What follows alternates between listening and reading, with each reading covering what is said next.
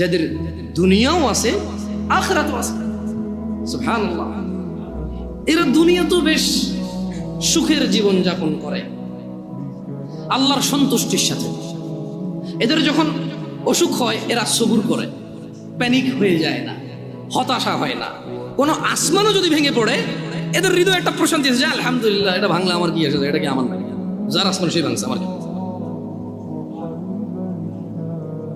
যাদের ছেলে একটা মারা গেল, একবারে যুবক, ডাক্তারি পাশ করছে, এই সরকারি চাকরি পেয়ে যেত 2 লাখ টাকা বেতনের, মরে গেছে, এবার যে আলহামদুলিল্লাহ, এটা কি আমার নাকি, আমি তো খালি মানে আমার পিঠের পাঁজর থেকে 1 ফোঁটা পানি বের হয়ে জন্ম আল্লাহকে পৃথিবীতে পাঠাইছে।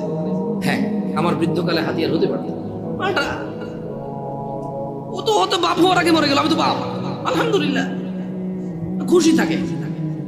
দুনিয়া তো মানুষ ইজ্জত করে, সম্মান করে, মানে কোন রকম দুনিয়া এবং আখিরাত কি এদের